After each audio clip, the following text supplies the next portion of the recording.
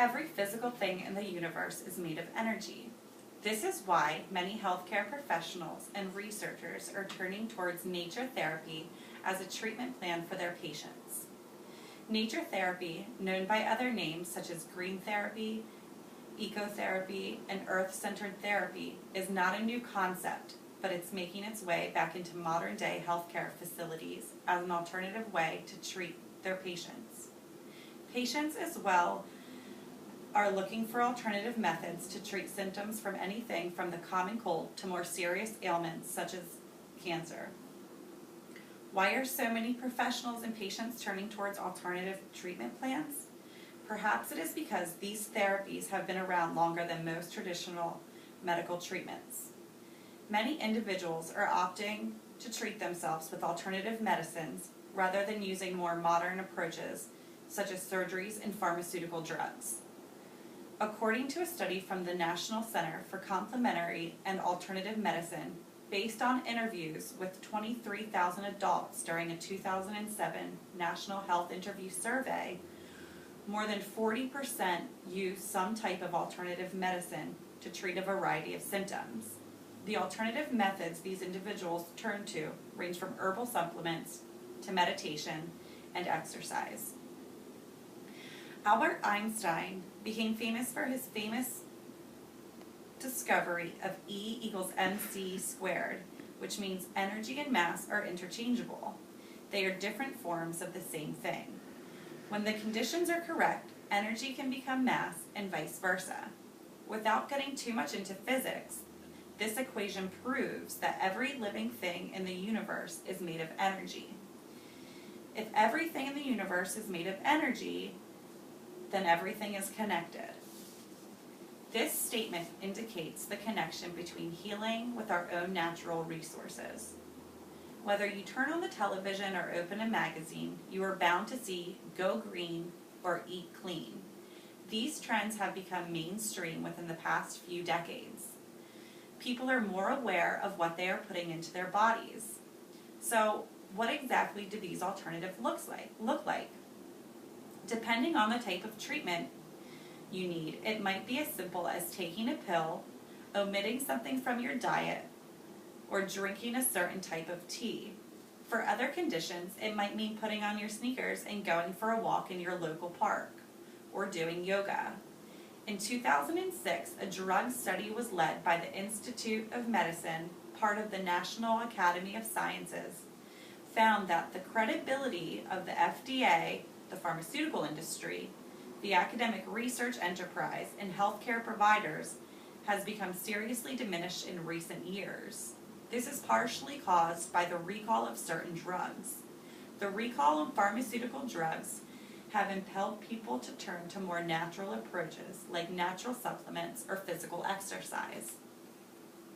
Herbal supplements, natural food, and regular exercise have had many tremendous effects on many individuals who suffer from a wide range of ailments. Take ginger, for instance. Ginger is a well-known root, mainly used in cooking to add some spice to dishes. Ginger may bring zest to a dinner table, but it has many therapeutic benefits as well. A study conducted at the University of Michigan Medical School found that ginger root supplements dispensed to volunteer participants reduced inflammation in colon markers within a month. Inflammation in the colon is a precursor to colon cancer. This is just one of the many healing benefits ginger has on the body. Conditions such as colon cancer, ovarian cancer, and asthma are all being treated with ginger as an alternative medicine, and the benefits have been tremendous. Ginger is just one of the many natural substances being used to treat conditions like different types of cancer, depression, and the common cold. Nature therapy, from herbal supplements to yoga, have been practiced around the world for many centuries. Archaeological records believe that Oriental medicine go back to over 5,000 years. The Huangdan Jing, the empire's classic of internal medicine, is the first written record of Oriental medicine. This book is the oldest Oriental book and remains the theoretical framework for Oriental medicine. The text in this book describes therapy techniques used by modern practitioners. These practices include acupuncture, breathing exercises, moxibustion, and massage. The word yoga means to join or yoke together. It brings the mind and body together in a harmonious experience. Yoga has been practiced for well over 5,000 years. Although the dates are unknown, stone carvings showing images of yoga poses have been found in archaeological digs. The teachings of yoga have been passed down through instructor to student, both verbally and through practical demonstration. One of the earliest books having to do with yoga was written by a man named Patanjali between the 1st and 2nd century BC and as late as the 5th century AD. Patanjali wrote about Ashtanga Yoga, which is commonly referred to today as classical yoga. The book was titled Yoga Sutras. The 8 steps of classical yoga are yama, meaning restraint, or to refrain from violence, lying, stealing, casual sex, and hoarding. The second, niyama, meaning observance, is purity, contentment, tolerance, study, and remembrance. Asana is physical exercise. The fourth, pranayama, is breathing techniques. The fifth, pratyahara, is preparation for meditation, described as withdrawal from the mind, from the senses. Dharana is concentration, or being able to hold the mind on one object for a specified time. Dhyana meditation is the ability to focus on one thing or nothing indefinitely.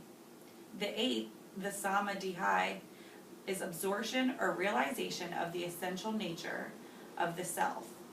The most commonly used today are the 3rd, 4th, and 5th steps. The system of yoga is built on 3 principles: exercise, breathing, and meditation. The exercises performed in yoga are intended to put pressure on the glandular system of the body, increasing its efficiency and total health. Those who practice yoga treat it with great respect because they view the body as being the primary instrument that enables us to grow and evolve in the world. The breathing concepts are based on the principle that our breath is our life source. Yoga students increase their breath control to increase the function of both body and mind. The 2 systems of breathing and yoga exercises prepare the body and mind for meditation. These techniques help to ease stress and tension. When all 3 of these systems are practiced daily, it produces a strong, proficient body and clear, bright mind.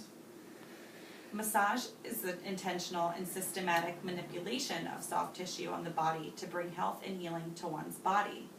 Stretching and joint movements are also performed as a part of massage. Massage is one of the most traditional natural healers of the arts. It's been used for centuries to promote and restore health in the body. Ayurvedic massage originated in India and is based on the complete system of belief about health and disease. Its theory has been traced back to what is known as the Vedas, written in the 5th century BCE. Massage plays an essential part of the Ayurvedic practices to circulate vayu, meaning wind, in the vessels to promote a healthy body function. Asian bodywork therapy includes systems of the body, of bodywork and massage that originate from China or Chinese medicine. The characteristics of Asian bodywork consist of energy or qi, channels or meridians, and points along the channels known as acupoints. Pressing and rubbing these points creates flow of energy through the body to promote balance and harmony. This art has been around long before it's recorded in history and has been found in early known culture around the world. A clay tablet dating back to 2100 BCE in summer describes